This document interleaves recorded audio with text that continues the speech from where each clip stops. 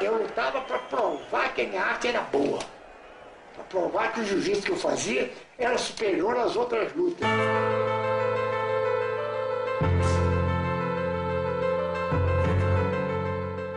Nos anos 30, o esporte brasileiro tinha um só ídolo, o lutador Hélio Gracie.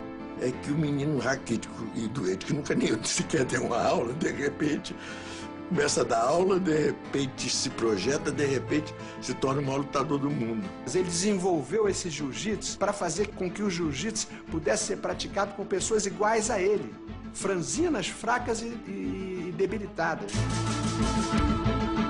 Os lutadores nem sabiam como perdiam. Com a mão pesada, rapaz. Ele era um guerreiro samurai dos tempos modernos. Para provar a superioridade de sua técnica, Hélio fez de seus filhos e sobrinhos um exército de lutadores.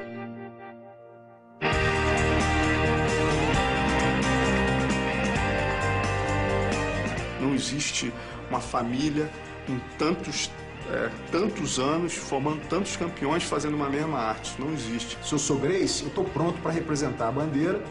Se eu sou Gracie, eu não acredito que outra arte marcial possa me vencer. Hélio Gracie foi um homem determinado e polêmico.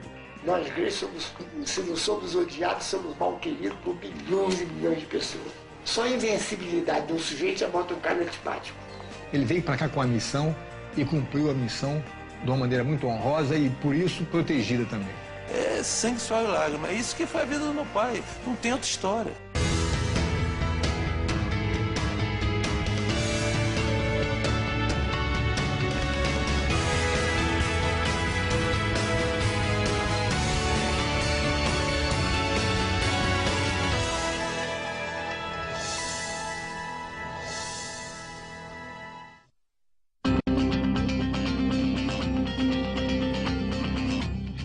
Hélio Gracie foi o primeiro grande ídolo do esporte brasileiro. Nunca teve ninguém no Brasil, nunca teve nem vai ter sujeito mais famoso do que eu fui na minha época. Ao lado de seu irmão Carlos, desafiou todos os lutadores e costumes de seu tempo. Tanto o Carlos quanto o Hélio nunca foram pessoas modestas, no sentido de não reconhecimento dos seus valores. Pelo contrário, eles tinham uma consciência muito grande do valor deles. E essa segurança tinha um motivo, o jiu-jitsu. O cara tinha tanta certeza que a arte dele era melhor que as outras, que ele falava, ó, bota aí, 300 quilos, bota aí que eu pego. Botava desafio no jornal, isso desde os anos 30. Ele estava pronto para morrer pelo jiu-jitsu.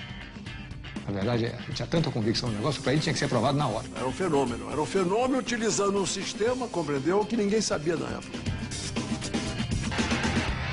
A história do samurai brasileiro começou no norte do Brasil. Hélio Gracie nasceu dia 1º de outubro de 1913, em Belém do Pará. A origem do nome Gracie é escocesa. O pai de Hélio, Gastão, era um empreendedor. Dentre os negócios que ele montou, ele formou um circo, o American Circus. E foi no circo que a família Gracie conheceu um misterioso lutador japonês, Konde Koma.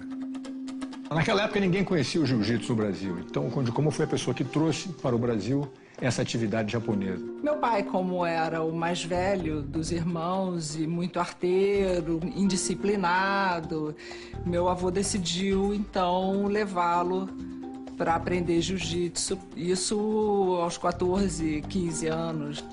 Em 1922, a família Gracie se mudava para o Rio de Janeiro. Era o início de um drama familiar. O vovô, que parece que minha avó já tinha notado que ele tinha pisado na bola de vez em quando, parece que tinha uma namorada, não sei quem, pegou ele fazendo uma traquinagem qualquer, com uma amante, não sei quem, e resolveu dar um basta no meu avô. O tio Hélio foi o que mais sofreu com essa desorganização do núcleo familiar. A separação afundou a família em uma crise financeira. Hélio foi obrigado a viver de favor no Clube de Regatas Botafogo, onde logo mostrou um lado de sua personalidade. Ele conta a história que parece que um tal de Fifi na época, o apelido do cara era Fifi, e o Sheik ia fazer ginástica, e ele não gostava do Sheik por qualquer razão, ele ficava escondidinho assim, a uns 5 metros de distância, sentado assistindo o cara fazer ginástica de peso ou o que for, e ficava dizendo Fifi, Fifi. O cara mudou de horário. Só às 8 horas da manhã, eu disse, cadê Fifi? Fifi, ela tá ali de manhã cedo, que horas? 6 horas. No dia seguinte, quando Fifi tá olhando, tranquilo, eu falei, ô Fifi. A gente foi embora no grupo. Mas a infância de Hélio foi marcada por uma doença que nenhum médico conseguia explicar. Não podia fazer nada, muito franzino, dizia ele que era sujeito a desmaios. Ninguém sabia por que esse tipo de fraqueza que ele tinha. Por conta, eu acho, dessa instabilidade emocional, porque na época ele foi examinado e não foi constatado nenhum problema físico. A vida do garoto franzino começaria a mudar só em 1925, quando seu irmão Carlos montou a primeira academia Gracie de jiu-jitsu. O tio Hélio e o tio Jorge foram morar com ele.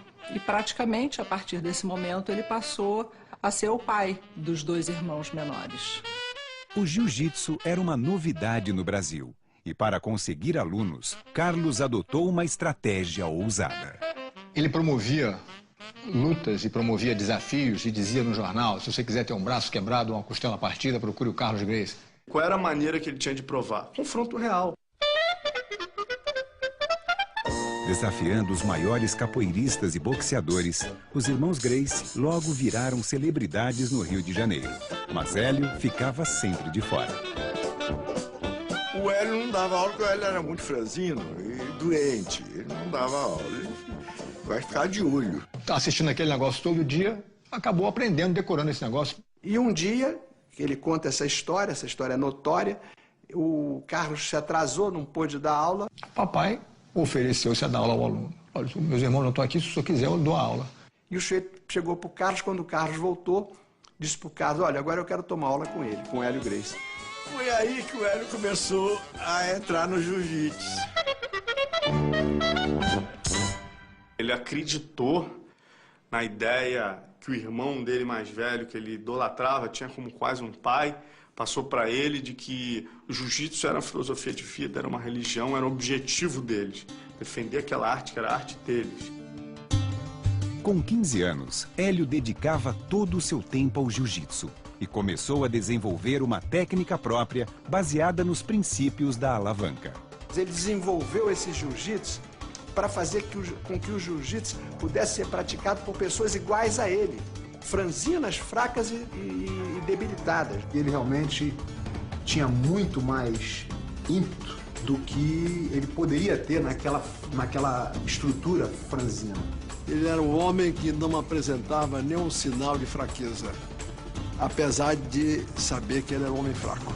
Mas Hélio teria que lutar muito para achar seu espaço no clã. A família já tinha um lutador principal, Jorge, conhecido como Gato Ruivo.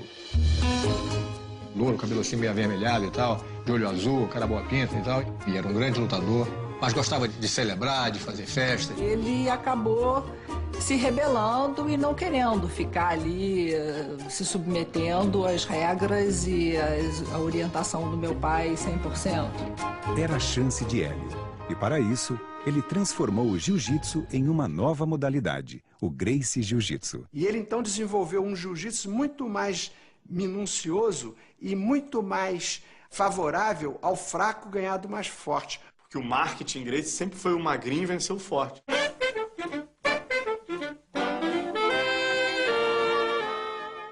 Eu nunca entrei numa luta para ganhar. Não perde. Se você não perder, como é que você vai... É questão de como é que você vai virar isso tudo para você ganhar. If you're talking about an actual street fight, we know that over 90%, maybe even higher than that, end up on the ground. A luta em pé, ela é bonita no cinema, ela é plástica, mas a luta se define no chão. Derruba e finaliza no chão, no pescoço, que é o único órgão onde você aperta e você provoca o apagamento do oponente. Hélio estava determinado a desafiar os maiores de seu tempo. Tio Hélio contra o Fred Ebert teve uma repercussão na imprensa, assim como astro de cinema internacional. O campeão de luta livre norte-americano Fred Ebert era 30 quilos mais pesado do que o adolescente de 18 anos. Tá com um cara 5 quilos mais pesado que você, é complicadíssimo, entendeu? E os jornais previam um massacre, mas a luta acabou interrompida pela polícia. Eu perguntei, papai, quem ganhou a luta? Ele falou, olha, eu fui para casa, ele foi para o hospital, então... O estilo novo surpreendia a todos, mas o lutador Manuel Rufino dos Santos acusava os Gracie de roubar nas lutas. Uma luta que pudesse cheirar a marmelada, para eles era uma heresia. Aí eles eram extremamente agressivos. O Rufino dos Santos vinha andando, 2 irmãos seguraram o portão para que ninguém entrasse ou saísse do clube. Os outros 2 ficaram na beira da calçada para ninguém separar. E o papai falou, Rufino, eu ouvi dizer que você está dizendo que a nossa luta é marmelada? Eu vou te mostrar como é que o negócio é marmelada.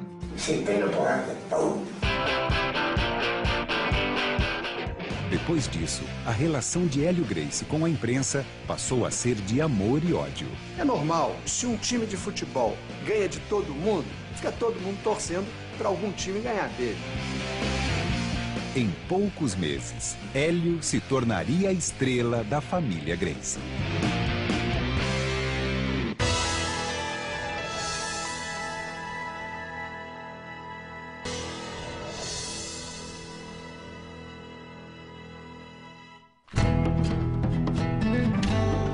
No início dos anos 30, Hélio Gracie e seus irmãos eram um assunto da cidade do Rio de Janeiro.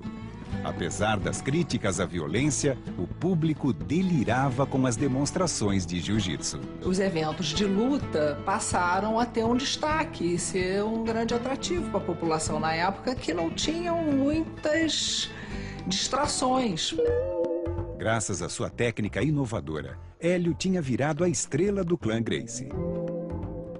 Deixado de lado, Jorge decidiu se desligar dos irmãos. A minha família já ali, naquele embrião, já passou a expor as suas divergências publicamente. Mas no auge do sucesso, em 1934, Hélio e seus irmãos seriam condenados pela agressão a Manuel Rufino dos Santos. Eles foram condenados a 2 anos e meio de cadeia e começaram a servir. O Getúlio, quando soube que os irmãos Gracie tinham sido mandados para a cadeia, começou a receber uma pressão da sociedade da época para que soltasse os irmãos Gracie. E assinou o indulto presidencial, tirando todo mundo da cadeia. Então tinha história em quadrinho com Hélio Gracie, tinham reportagens enormes nas principais revistas do Brasil, na Manchete, no Cruzeiro, em todas elas. Era a hora de Hélio Gracie testar o jiu-jitsu brasileiro contra um mestre da luta japonesa. O escolhido foi Taro Miyake. Quando aparecia um japonês, havia uma mobilização, porque aí era a oportunidade de demonstrar e medir o conhecimento do jiu-jitsu. Um lutador famoso no mundo inteiro, que amarrava uma corda no pescoço nele, 2 homens puxando, um de cada lado, ele resistia. O grande mestre Hélio Gracie pegou ele no estrangulamento, ele não bateu, dormiu.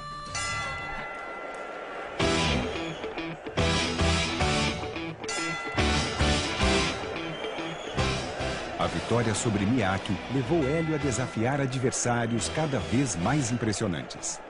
Eles falaram, quem é para aquela bucha de quem é que vai parar esse sujeito?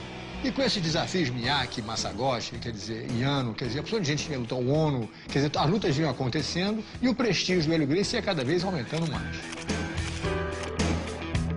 Hoje eu estou concluindo que os caras ficavam traumatizados com a minha presença, entende? Porque as lutas que eu tive, eu às vezes fico sem entender como é que eu consigo ganhar um quê daquele tamanho. Mas sem ódio, ele enfrentava, compreendeu? Sempre baseado, vamos dizer assim, que eu não sou melhor do que ninguém, mas a minha técnica é insuperável. There's no anger, there's control of your emotions. You control your emotions in a fight, you control your emotions in an argument. Ele sempre falou antes das lutas, meu filho, não bate nos seus adversários. Eu falava, peraí, papai, não bate nos adversários? Quando você quer dar um soco em alguém, você se expõe a levar um soco também. mas agora é minha vez, deixa eu bater em alguém, pai, deixa eu quebrar a cara de alguém. Ele falou, meu filho, você é grande, pai, ele era grande, você é forte. Se você cair por cima dos adversários, não há por que bater, arrebentar a cara do sujeito. Com as vitórias, logo veio o assédio das mulheres. Nunca tive relações com uma mulher que não admitisse ter filho. Eu olhar para uma mulher e dizer, mas que filho virá dessa mulher? A vida do homem é dirigida para a luta. A mulher é para procriar. Ter um filho 9 meses ali, cultivar, depois amamentar o filho, quer dizer, ele achava isso uma coisa tão importante para a raça humana, para o ser humano, que ele achava que essa era a principal missão da mulher. Quando eu comecei a competir, eu me lembro que ele chegou uma vez para mim e falou, nossa, você é muito bonita para estar lutando. A mulher foi feita exclusivamente para ser esposa, mãe e cuidar dos filhos. Toda mulher que não faz isso, não é exatamente isso, ela não está certa. Mas também, antigamente, as mulheres não podiam nem votar.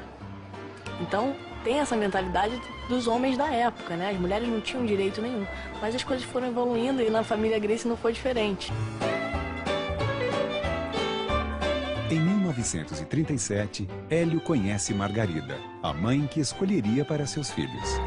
A mamãe era uma mulher muito simpática e tal, uma mulher muito fina, de muita classe. Margarida tinha apenas 18 anos e já era divorciada com 2 filhos. Seu pai era um poderoso empresário.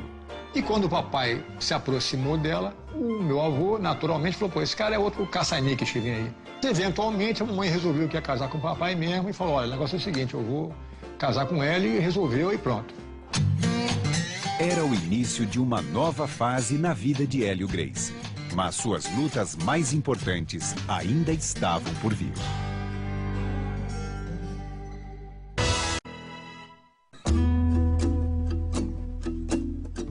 Hélio tinha se tornado marido, professor e lutador famoso. Mas seu maior sonho ainda era ser pai. Ele queria ter o timinho dele também, porque o tio Carlos tinha os filhos dele, não sei o quê. O papai sempre queria ter filho, ele queria dar ideia de família, foi um cara muito ligado a esse tipo de coisa, sempre gostou muito de criança. Carlos Gracie, que estava viúvo há pouco tempo, faria a Hélio uma oferta incomum. Então ele estava com um monte de filho, casou-se com uma outra mulher que não tratava as crianças muito bem. A parceria dele do tio Hélio era tão intensa que os primeiros 7 filhos do meu pai, os filhos do primeiro casamento e mais 2 que ele teve, quando ele casou pela segunda vez, ele deu pro tio Hélio criar. E o papai, que adorava a criança, louco para ter filho, falou, pois não, pumba. Ele assumiu os 7 filhos do tio Carlos, que vieram morar com ele, papai e a mamãe. Então, um dia não tem filho nenhum, no outro dia tem 7 filhos já, o pessoalzinho já grandinho. Em 1947, os irmãos Carlos e Hélio abriam uma nova academia que iria fazer história. E ali eles passaram a ensinar e aquilo virou uma Kodokan brasileira. E formou-se uma das grandes equipes de jiu-jitsu da época. O que o Hélio Gracie fez com a Academia Gracie foi uma escola de samurais. O método que ele criou de defesa pessoal, que atraía as pessoas mais variadas, o pobre, o rico, e, evidentemente, atraía também pessoas muito importantes, né? Grandes empresários, políticos, presidentes da República. Você passa por algumas ruas do Rio de Janeiro, você vê o nome das pessoas e fala, pô, rapaz, esse cara foi aluno. Porque eles são opções de gente ilustre que tem nome de horror, foi aluno do Hélio Gracie. O Hélio dava uma ênfase muito grande à defesa pessoal e, ao lado dessa eficiência do jiu-jitsu, técnica do jiu-jitsu, tinha toda uma filosofia de vida. Eles incentivavam a garotada a não fumar, a não beber. Eu nunca experimentei uma cerveja ou qualquer tipo de bebida alcoólica. Pelo que eu aprendi com ele, pelo exemplo dele, do meu pai. Eles criaram uma religião. O jiu-jitsu virou uma verdadeira religião, uma doutrina de vida, uma filosofia. É uma coisa realmente impressionante, só você vivendo perto deles para você ver. Não é à toa que eles têm uma legião tão grande de seguidores, né? Com a academia a todo vapor, Hélio passou a desafiar todos os grandes lutadores brasileiros e internacionais. Hélio Gracie desafiou Uma trupe de japoneses que esteve no Brasil na época, que era formado pela equipe do Kimura. Ao desafiar Masahiko Kimura, o campeão mundial de jiu-jitsu, Hélio teria uma decepção. Ele não aceitou o desafio argumentando que ele, Kimura, era campeão do mundo e o Hélio Gracie era um desconhecido. O Kimura pesava quase o dobro do peso do Hélio Gracie, então não fazia mais do que obrigação como campeão do mundo de ganhar de um lutador leve. Se você quiser lutar com alguém, diz o Kimura, luta com o Kato, que é o vice-campeão do mundo, é só 20 quilos mais pesado que você e vai te ganhar com a mesma facilidade que eu te ganho. Mas antes da luta com Kato, Hélio Gracie quebraria uma costela treinando. Os médicos não queriam deixar lutar. Não queriam deixar lutar com medo de perfurar o pulmão, né? Que é um troço perigoso aberto. Lutaram no Maracanã, primeira luta, em 51, setembro de 51, e houve empate. Então ele falou, olha pro Carlos Gracie, falou, Carlos, eu acho que se eu lutar com esse cara de novo, quando ele estiver bom na costela, eu ganho dele. Revanche em São Paulo.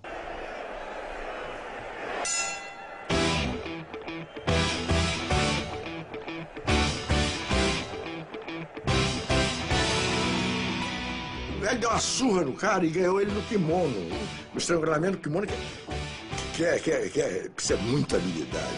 O Hélio Gracie pegou ele no estrangulamento da guarda, virou pro juiz e falou, olha, ele tá dormindo. Ele falou, não, ele não bateu, continua. Ele falou, você quer que eu mate o homem? Aí soltou. O sujeito virou pro lado e apagou, ficou por isso mesmo. Conclusão, acabou a luta, o Kimura acabou subindo no ringue. Naquele momento ele aceitou o desafio do Hélio Gracie. Kimura declarou nos jornais que se não vencesse o Hélio Gracie em 3 minutos, consideraria o Hélio vencedor da luta. Era uma luta histórica. A primeira vez que um brasileiro lutava contra um campeão mundial. Ele aguentou o Kimura, um homem de 98 quilos, amassando o Hélio Gracie. Várias vezes ele ficou com falta de ar. Que o papai falou que parecia que estava dentro de um liquidificador, entendeu? Não conseguia nem pensar em nada, era prrr, o tempo todo. Quando chegou na metade do segundo round, a mesma coisa, ele disse, pô, eu não tenho como ganhar desse cara. E até que o negócio chegou a um ponto que, eventualmente, no terceiro minuto do segundo round, o Kimura tinha o papai numa chave de braço, chamada chave do Kimura, para fazer homenagem a ele, Kimura. E o braço estava tão torcido que o papai estava vendo a mão dele já aqui. E o Hélio não bateu, o Carlos, então, é que interrompeu a luta para não quebrar o braço do Hélio. Aos 13 minutos de combate, a primeira derrota de Hélio tinha sabor de vitória. Inclusive, depois deu uma entrevista já no Japão, dizendo que nunca esperaram encontrar no Brasil um jiu-jitsu tão avançado. Ou seja, perder para o Kimura foi o auge do desenvolvimento técnico do papai em termos de reconhecimento do trabalho que ele fez em prol do jiu-jitsu. Para Hélio, só restava um desafio: criar o seu próprio exército para conquistar o mundo.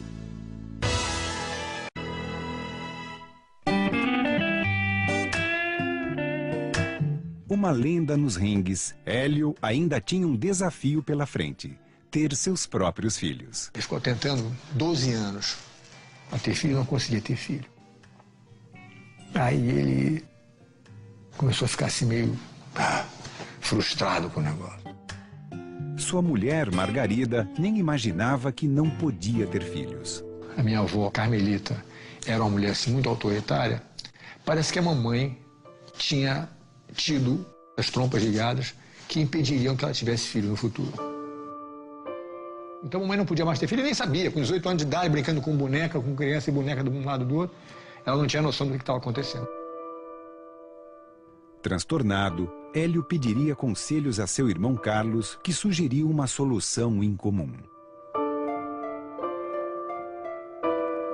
E a mamãe, apaixonada como ela sempre foi pelo papai, concordou com a ideia de que o papai tivesse filhos com outra pessoa. Entendeu? Não seriam filhos que vieram através delas, mas iam ser filhos dela. A Margarida era uma pessoa muito inteligente, muito sensível e compreendia tudo aquilo. Apesar, naturalmente, das frustrações que ela tinha. Em 1952, nascia finalmente o primeiro filho de Hélio, Rorion Gracie. Nos anos seguintes, viriam Helson e Rickson. A escolha dos nomes dados aos filhos seguia uma lógica pensada por Carlos. A ideia do tio Carlos era botar nomes que não existiam. Com um nome completamente novo, a criança, não ia ter a influência das pessoas que vieram antes com aquele mesmo nome. Ou seja, abre a própria estrada, cada um com o seu próprio nome. Eu não sei até que ponto esse negócio funcionou, porque tem Grace de todo tipo. O fato de cada um ter criado a própria estrada não quer dizer que todo mundo tenha sido muito esclarecido, não. Em todo caso... E os novos Grace já saíam da maternidade destinados para o jiu-jitsu. Já sai rolando, né? Já nasce rolando no tatame. O brinquedo é o kimono. A academia é onde tem o playground. Era isso. No primeiro aniversário, 1 ano de idade, o bolo era um ringuezinho com os bonequinhos vestidos de kimono. Até hoje, quem nasce Grace vai ser sempre lutador. Para continuar a tradição. Depois, se tu quiser fazer o que você quiser fazer, você faz. Mas uma vez vocês vão ter que entrar no ringue. Já tive essa conversa com os meus garotos. Tem um de 13, um de 11 e um de 8. E a menina de 4 pergunta, e eu, pai? Você também.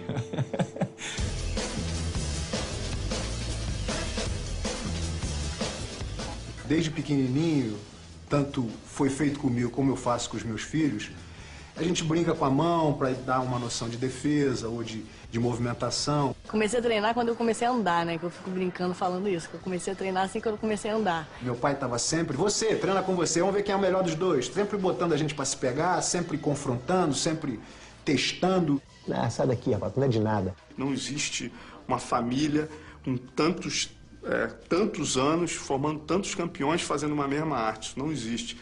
Então isso se deve a Hélio Gracie.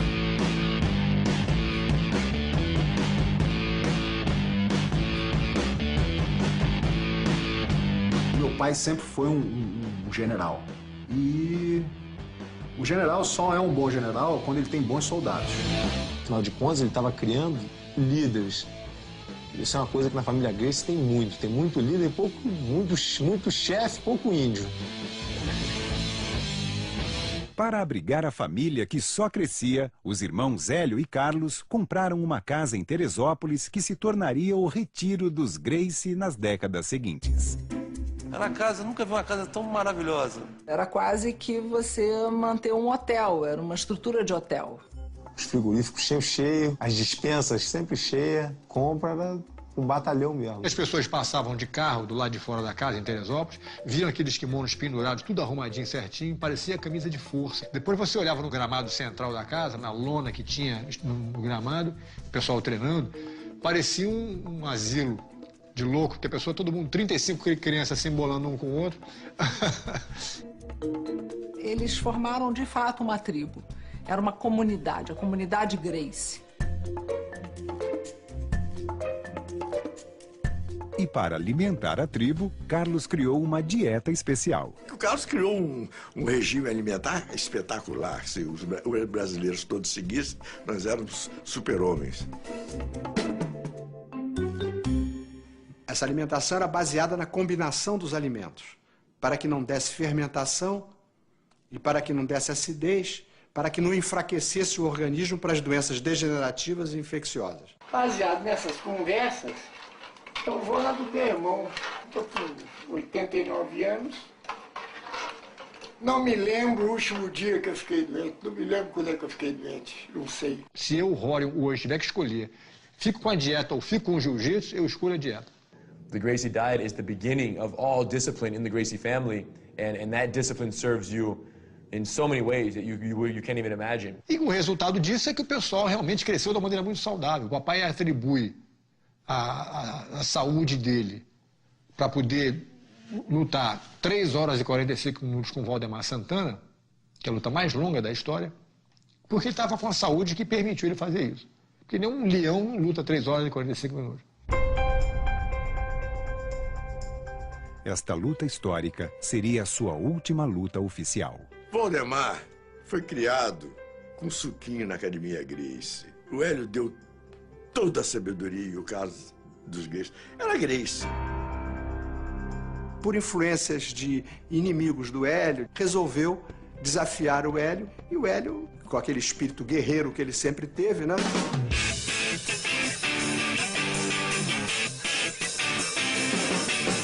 24 de maio de 1955, Valdemar Santana lutou contra Hélio Gracie. No auge dos 25 anos dele, 90 quilos de músculo, treinado em luta, que nunca pegou num peso, um leopardo.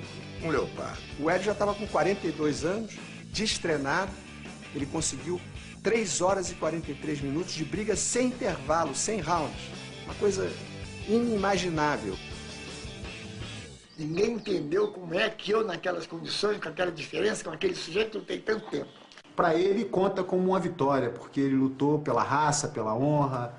Não foi uma luta programada, não tinha dinheiro, foi um negócio assim de honra. E ele se sentiu satisfeito. Apesar da derrota de Hélio, no dia seguinte à luta, 125 novos alunos se inscreveram na Academia Gracie. Mais do que vencer, ele queria que o jiu-jitsu, a família, continuasse vencendo. Então estava muito acima só das vitórias dele. Tanto que depois que ele perde do Valdemar, ele fica numa boa e fala, Carson, agora vamos continuar, entendeu? E continuou preparando os filhos dele. Meses depois, Carson Gracie vencia Valdemar Santana, vingando a família. Hélio passou a se dedicar integralmente ao ensino do jiu-jitsu. Eu me lembro a vida inteira sentado, assistindo o papai dar aula de jiu-jitsu, abismado com a maneira dele apresentar o... Ele, acima de tudo, se considerava um professor de jiu-jitsu, antes que um lutador. If you learn something, you should share it. It's the best teaching methodology that I've ever seen. They never tell you what you're doing wrong. They only tell you how to do it right. So you don't ever have any negative impression.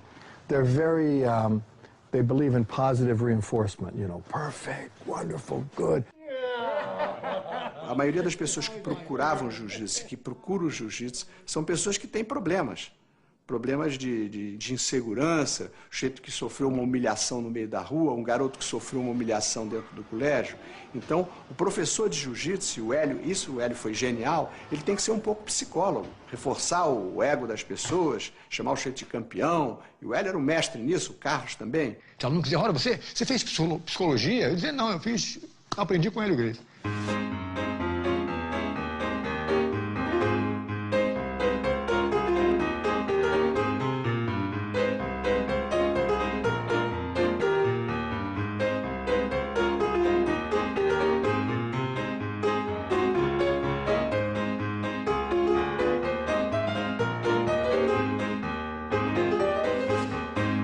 Que é uma merda para se sentir um homem. É frouxo para ficar valente. Tem preço isso? Quero ver o cara ficar melhor do que eu. Do método de ensino que o papai desenvolveu para poder atender o aluno é um troço que realmente é inigualável. É o que a gente faz até hoje aqui na academia com muito orgulho. A gente existe para preservar essa memória e esse tipo de ensinamento. Mas com 3 filhos, Hélio ainda sonhava com uma família grande. E eles viriam de um relacionamento com Vera, uma funcionária. Tá voltando da academia e ele me perguntou, meu filho, você gostaria de ter mais irmãos? Eu falei, claro, papai, gostaria de ter mais irmãos. Ele falou, quanto? Eu falei, se eu pudesse, eu queria ter mais 20 irmãos. Ele olhou para mim e falou, olha, você não tem mais 20 irmãos, não, mas você tem mais 4. Mesmo sabendo da existência de uma outra família, Margarida continuou casada com Hélio. Porque o papai sempre dormia lá em casa toda noite. O cara era um artista mesmo, entendeu? Ele não ia dormir fora fim de semana, não existe. Toda noite ele dormia na minha casa. Eu, sendo um caçula de uma primeira geração, eu acompanhei várias vezes a minha mãe chorando pelos cantos. Mas é o tal negócio, não vai poder mudar, já existe a situação. O papai decidido a continuar apoiando os filhos novos, que tem que apoiar mesmo de qualquer maneira, eu concordo 100%. Ele deu apoio à situação das crianças, a mamãe não ia ficar sozinha, então ela concordou e aceitou a situação. Mas a Margarida era uma pessoa que foi, vamos dizer assim, envolvida naquela visão de filhos. Não era a visão da mulher em si, a visão dos filhos, do respeito aos filhos, compreendeu? Ela, inclusive, chegou a ter um relacionamento com a Vera, saíam, faziam aquilo junto. Quer dizer, aproximaram-se uma das outras. Mas eu não sei se no fundo do coração ela jamais gostou disso. Eu tenho a impressão que ela não gostava dessa situação. Mas eu cresci chamando a mãe do Robert, Margarida, de mãe também. Quer dizer, a minha mãe era mãe, a Margarida era a mãezinha. E ela introduzia meu filho também. E Hélio ainda viveria para ver seus filhos transformarem o Gracie Jiu-Jitsu em um sucesso internacional.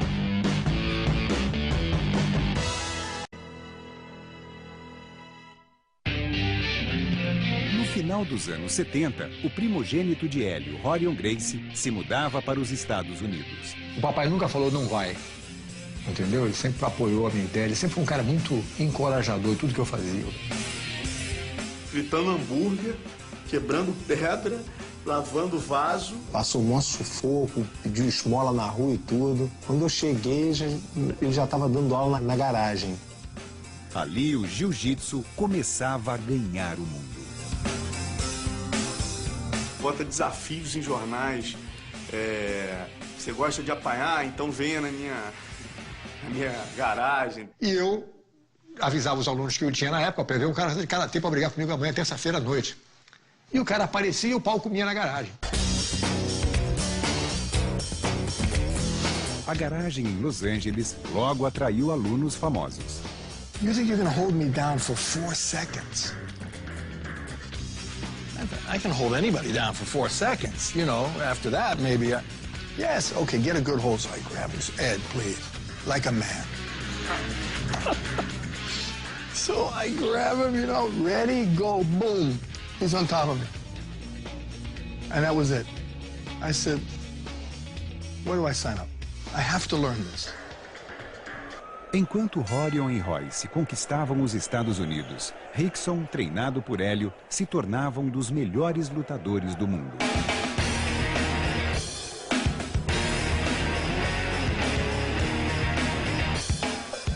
O que eu sentia é que tudo para ele era o jiu-jitsu. Se eu chegasse com um boletim 000, ele ia olhar e ia ficar meio indiferente, não ia ficar super chateado.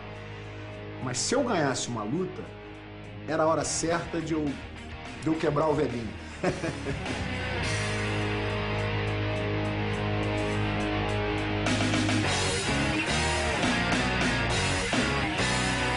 Depois das minhas lutas, ele nunca vinha pra mim com aquela felicidade de surpresa. Ganhou, não há por que celebrar. Vai celebrar, oh meu Deus, não acredito que eu ganhei. Não acredito que você ganhou? Você treinou pra quê? Pra perder? Em 1991, Margarida morria de câncer. Era o fim de um casamento e uma parceria de 52 anos.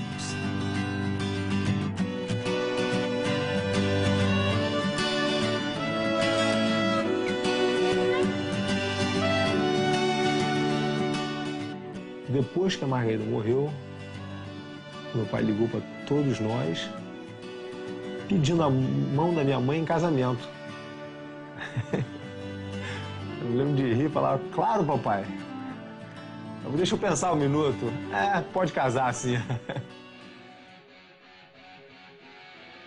No ano seguinte, Rorion tinha uma ideia que ia transformar o jiu-jitsu do pai em uma febre. Vamos fazer um evento, que é o UFC, né? Onde a gente vai colocar numa jaula representante de todas as lutas e só um vai sair. Tinha que ser redondo para não ter um canto, para o cara não ficar preso no canto. Quer dizer, tinha opção de por que a gente fez isso. Antes a gente pensou em fazer um negócio com um jacaré em volta, entendeu? Com uma cerca elétrica. Pensamos em tudo que é tipo de ideia. Isso é Hollywood, né? Então apareceu karatê, apareceu muay thai, apareceu boxe. E os caras não tinham a menor ideia do que esperar. Mas vale tudo, vale murro, cabeçada, soco, pontapé. Eu falei, vale tudo. Então, no final eu consegui reunir um grupo de pessoas, 7 lutadores, que eu achei os mais qualificados possíveis na época. E botei o Royce para competir também. Se na família, a propósito, você tem que lutar para receber essa chance. Porque todo mundo quer ser bom, todo mundo é bom. Para encarar o desafio, Hélio foi para os Estados Unidos treinar seu filho Royce. Eu ia levantar peso, ele ia junto. Se eu fosse nadar, ele sentava e ficava assistindo nadar. Mas estava quase que vivendo, através de mim, a luta, a vida. E foi um sucesso, porque o Royce, o cara magrinho, a gente olhava para ele, tinha pena do Royce, coitadinho, a gente vai fazer o que ali dentro? E o Royce venceu a todos eles, provando que o jiu-jitsu era e é a arte marcial mais eficiente no combate corpo a corpo. O orgulho dele, a alegria dele com isso realmente não tinha tamanho. Porque era um sonho realizado, de levar o jiu-jitsu para o mundo. Ele tinha razão no que ele queria provar, a arte dele era melhor. Mas em outubro de 1994, Hélio recebia a notícia da morte de seu irmão mais velho, Carlos. O relacionamento do papai com o tio Carlos era um troço que não existia, fora de série. Ele sempre foi uma pessoa carismática e com muita influência sobre meu pai. Ele praticamente direcionava os passos do meu pai. Ele sempre falou, o tio Carlos foi um pai para mim. Pouco depois, o Gracie Jiu-Jitsu chegava ao outro lado do mundo e Rickson se tornava um ídolo no Japão. Bem, isso para ele foi um motivo de orgulho tremendo, porque o Rickson lutou, na primeira luta que fez no Japão, lutou com um aluno direto do Kimura, o Ishii, e venceu. O orgulho que ele tinha quando eu estava me aquecendo, a expectativa que ele tinha que eu ia fazer um bom serviço, o reforço dele nas minhas costas era uma coisa que aumentava o meu poder e sempre me dei bem por causa disso. Com quase 90 anos, Hélio mantinha-se ativo, seguindo os filhos pelo mundo. Até os 90 anos, ele todo dia botava o kimono e dava uma aula particular. Ele não parou nunca. Ele continuou com a cabeça funcionando até os 90 e tanto que ele viveu, né? Ficava aqui na academia, dobrando toalha.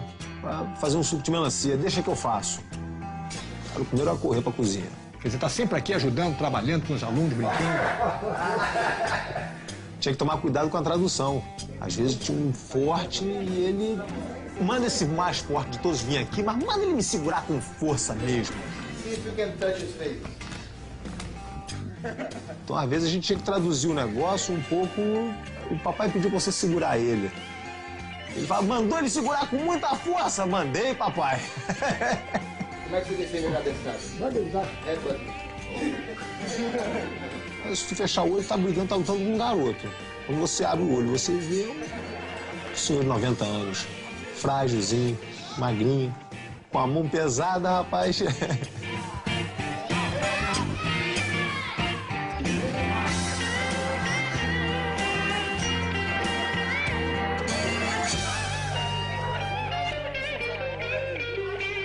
Isso mantinha ele vivo.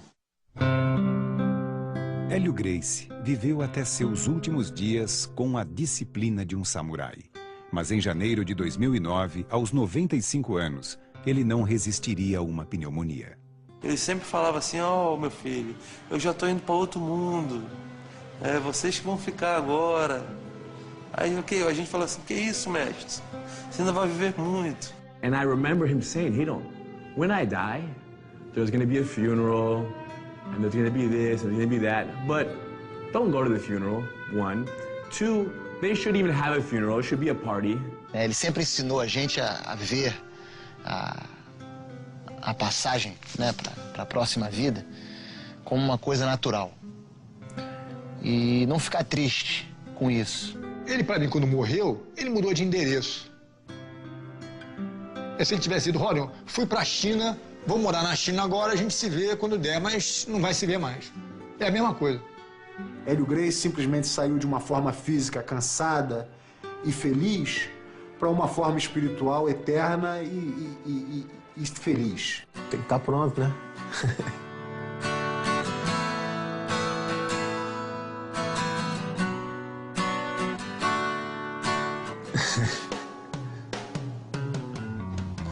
Isso é muito chato.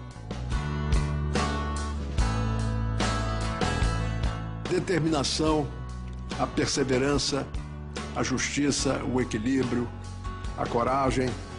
Tudo que você possa imaginar de virtudes humanas, ele deixou para todos nós. Fazer o sacrifício para poder conseguir as coisas foi uma lição que ele me deu. Ele era um guerreiro samurai dos tempos modernos. Ele tinha aquela mentalidade, né, sempre pronto para morrer, em defesa dos seus princípios, em defesa dos seus ideais. Se você acredita no que faz, vai até a morte. E isso ficou marcado para nós. Hoje, o jiu-jitsu é base do treinamento do exército americano e é praticado em milhares de academias no mundo inteiro.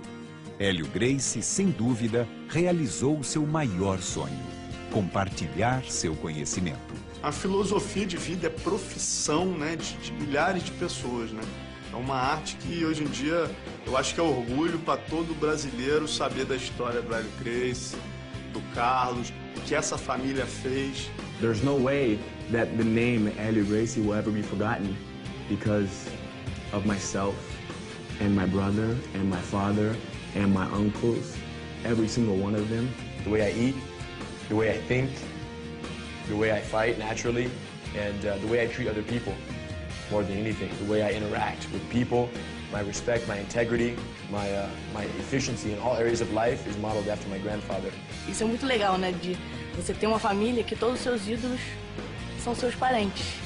E é isso, é continuar o trabalho que ele fez, porque a gente nunca pode fazer demais por ele. O cara é tão excepcional, tão especial que...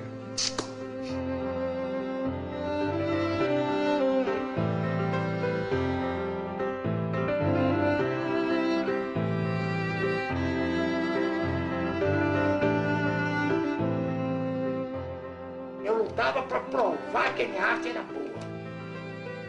Para provar que o jiu-jitsu que eu fazia era superior às outras lutas. Foi provado isso, estou feliz da vida.